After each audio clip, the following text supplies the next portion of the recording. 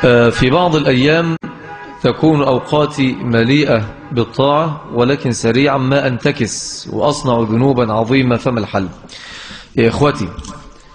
الحل في مسألة الانتكاسة، لأن هذا الأمر قد يقع فيه بعض إخواننا. لابد من حزمة تجيبها على بعضها. العلاج، الروشتة: أول حاجة عليك بعظم الاتصال بالله سبحانه. حافظ نمرة 1 عظم اتصال إزاي؟ وحافظ على الصلاة في أوقاتها. 2 وحافظ على وردي في القرآن، سواء ورد القراءة أو ورد الحفظ أو ورد التدبر. نمرة 3 أكثر من الذكر والاستغفار. دي نمرة حاجة، أول واحدة. الحاجة الثانية علي بمصاحبة الصالحين. من هو الصالح؟ الصالح والذي يدلك على الخير ويبعدك عن الشر، ده الصالح. ما قلتلكش بقى الصالح بقى اللي هو مطلق لحيته ومقصر ثوبه، لا، بقول لك الصالح الذي يدلك على الخير ويحجزك عن الشر.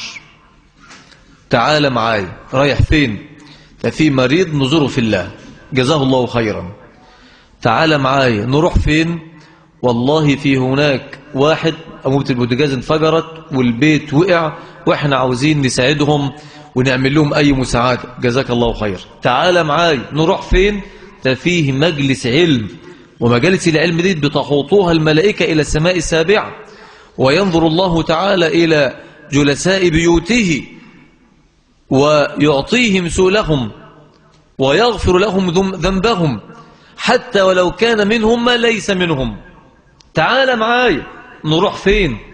ففي هناك أخ فقير نريد أن نجلس معه قليلا نزجي عنه، هكذا. طيب تعال معايا، نروح فين؟ نروح على المشاية، في شوية بنات هناك نعكسهم ونوقفهم ونلقط منش. طب تعال معايا، نروح فين؟ ففي هناك راجل طيب أهبل كده نستنزفه وناخد منه قرشين ونسهر بهم طول الليل. لا، بالله عليك تروح هنا ولا هنا؟ قال الله: إن هديناه السبيل إما شاكرا وإما كفورا. الله، هتروح مع مين؟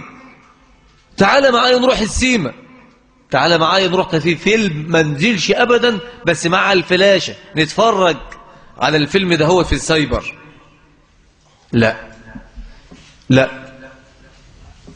لا لا يمكن أبدا أن تنتكس بعد أن أذاقك الله حلاوة مغفرته وبرد طاعته.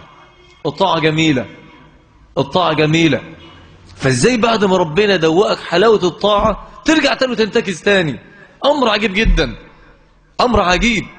يعني واحد لو مهتدي وانتكس مصيبة، لكن لو واحد من الأول منتكس وبعيد ومنحرف بيبقى الأمر أهون والخطب أيسر. يبقى نمرة 1 توثيق الاتصال بالله. 2 مصاحبة الصالحين، والصالح هو الذي يعينك على الخير ويحجزك عن الشر. 3 أن تكون منتجا لدينك، تكون منتج لدينك، شغال، تكون شغال لحساب الدين، مش شغال لحساب أي حاجة تانية، لحساب الدين، لا المصلحة ولا اتجاه ولا جماعة ولا لحساب الدين. أن تكون منتجا لصالح الدين. أنا ساكن في شارع، والشارع ده فيه عيال كتير بيلعبوا بالكورة، بيكسروا زي العربيات، ومنهم بعض العيال الفاسدين بيشموا مش عارف ايه وبيعملوا ايه. العيال دول في الشارع بتاعي، يبقى اعمل هنا مشروع. لابد حدد هدف. العيال دول بتوع الشارع بتاعي دول لابد أن أغير فيهم. أفكر بقى كيف أنفذ إليهم. هم ما بيعرفوش يقروا ولا يكتب، يبقى أبدأ أعلمهم القراءة والكتاب. حاجة تانية، هم فقراء، أبدأ أدور مين يقدر يساعدهم ماديا. حاجة ثالثة، ملابسهم متسخة، أبدأ أدور مين يقدر يساعدنا بالملابس.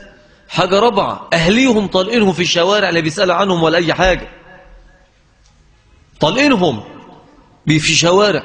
أبدأ أن نسأل عنهم وأعرف أخبارهم، وأتحسس أحوالهم.